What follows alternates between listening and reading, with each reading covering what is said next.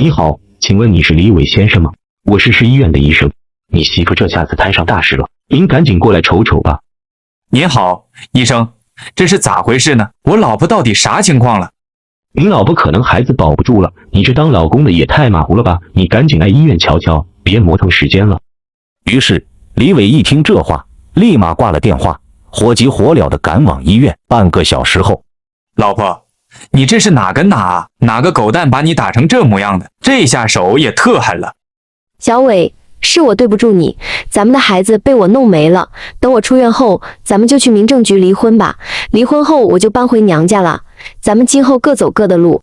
老婆，你这是咋了？好好的，为啥要把咱俩的孩子打掉，甚至还要跟我离婚？你有没有替我着想过？你就光知道问为啥？你眼瞎了吗？没看见我现在浑身是伤吗？实话告诉你吧，你家我是待不下去了。你爸妈还有你弟在家对我就是各种虐待。我怀孕后孕吐的厉害，吃啥吐啥，可你爸妈硬说我是装的。我只要在床上躺一会，他们就把我拉起来干各种活。可我也想起来干活，但我毕竟还怀着孕，吃不下饭，身子忒虚，肯定没法像之前那样啥都能干。他们一点都不理解我。当时我出差的时候，千叮咛万嘱咐，让我爸妈一定要好好照顾你。我真没想到他们竟然这么对你。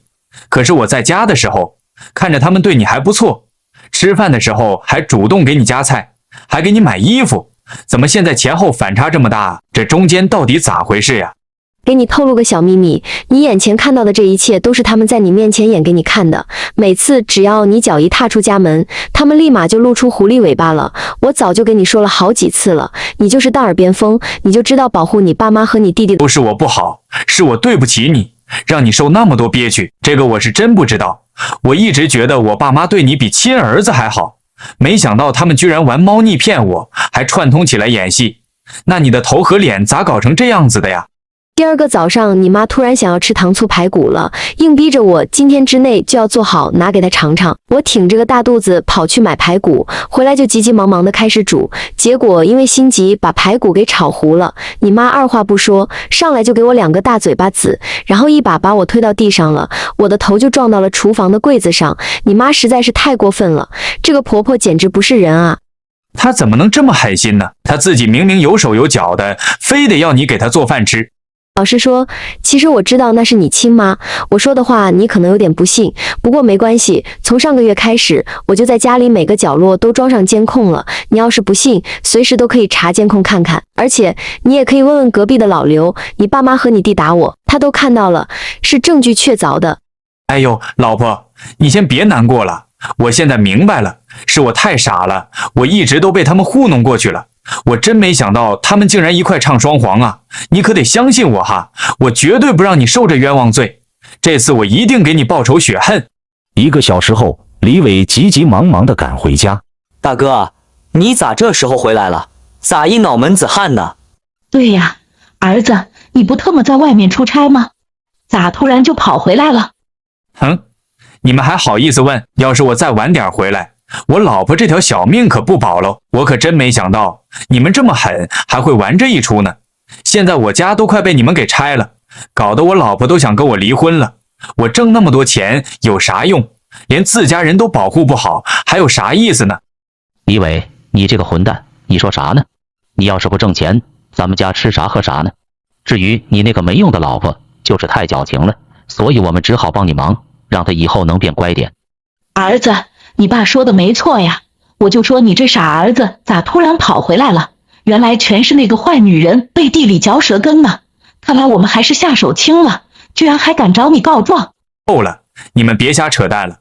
你们这么针对他，他也没说你们坏话，他只是说了实话而已。你们对我老婆做了啥，你们心知肚明吧？要不是邻居打电话叫了救护车，我老婆估计现在还在走廊躺着呢。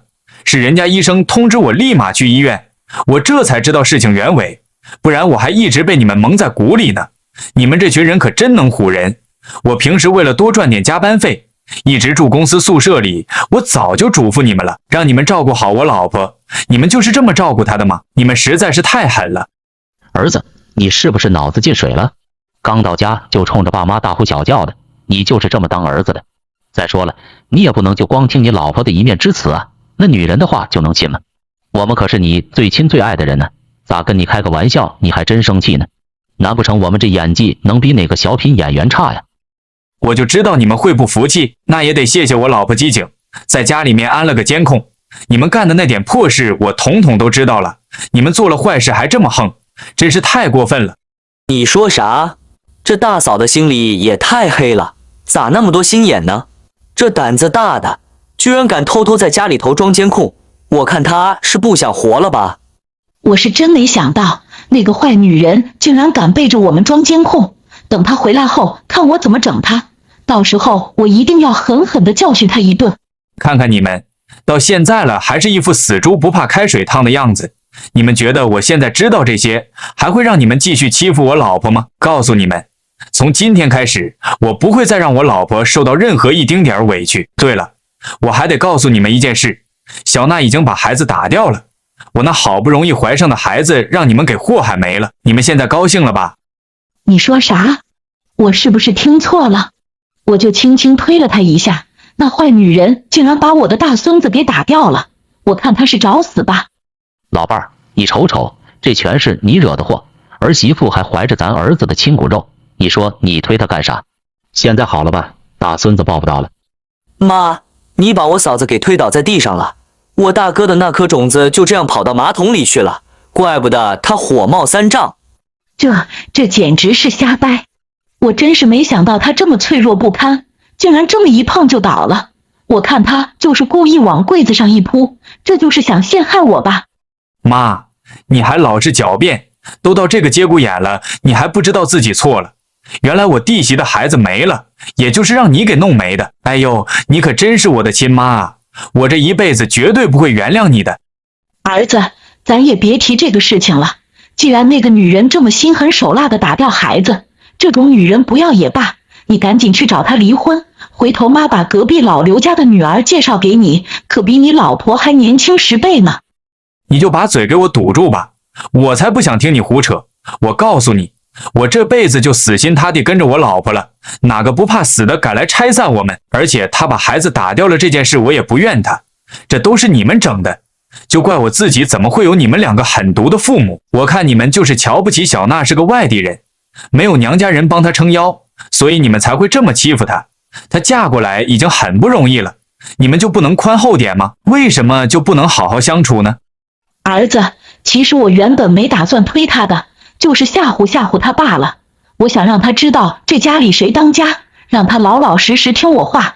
你平时总是加班不回家，如果我不严加管教，那她不得在我们头上拉屎拉尿了。她是我老婆，要管也得我来管呀，跟你有啥关系呢？我就纳闷了，自从小娜进门后，精打细算又八心八肝的孝敬你们俩老，平时对家里人都客客气气的，人家这也没犯啥毛病吧？用不着你来插手他吧？咋就不及动脑筋想想呢？换个角度看，要是我那2个姐姐在婆家受欺负，你会不会生气心疼啊？儿子，你咋那么爱顶嘴呢？你有完没完了？我们可是你的爸妈，给你训训你老婆，哪有啥不行的呢？我们这么做可都是为你好，你真是不识好人心，就晓得处处帮衬那个臭女人，真是个大逆不道的兔崽子，我们真是养个白眼狼呢。老头子，你说的太对了。李伟，我们可都是你亲爸亲妈，你咋能这么跟我们说话呢？即便是我们做的不对，你也得帮帮我们吧，咋老向着外人说自己的亲爸亲妈呢？真是个大逆不道的儿子。妈，你说的太对了，我挺你们。我大哥就是个傻帽，胳膊肘往外拐，只知道帮别人，不帮自家兄弟。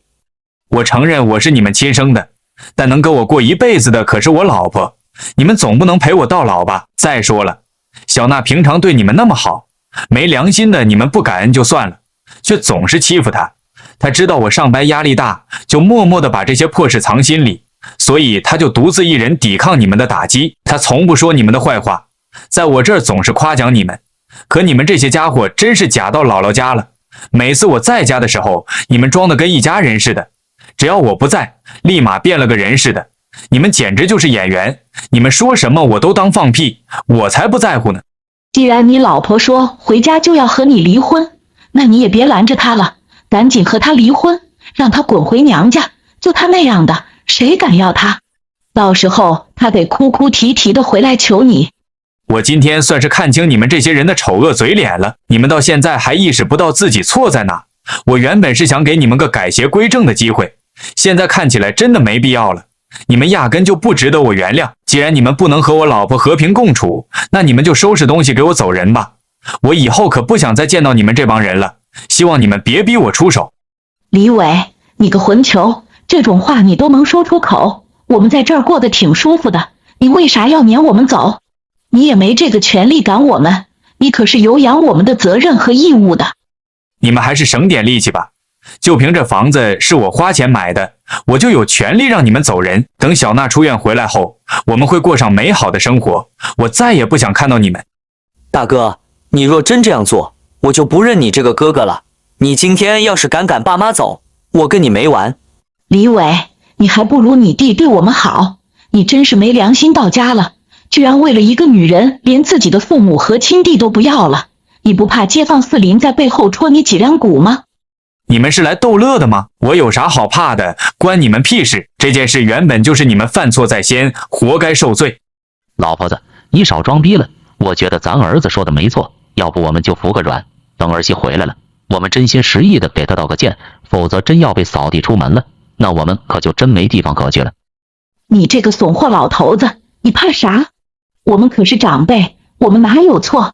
难道我们教训一下儿媳妇也有错吗？我看要说错也是儿媳妇的错，她凭啥打掉我们的大胖孙子？我不找她麻烦算是仁至义尽了，还想让我给她道歉，门都没有。你们都给我闭嘴吧！我真是受够了你们，1分钟都不想瞅见你们。你们赶紧给我滚蛋，以后别让我看见你们，否则我把你腿给打断。最后，公婆和小叔子还是被李伟扫地出门了，他们无处可去，只好流落街头，后悔的肠子都青了。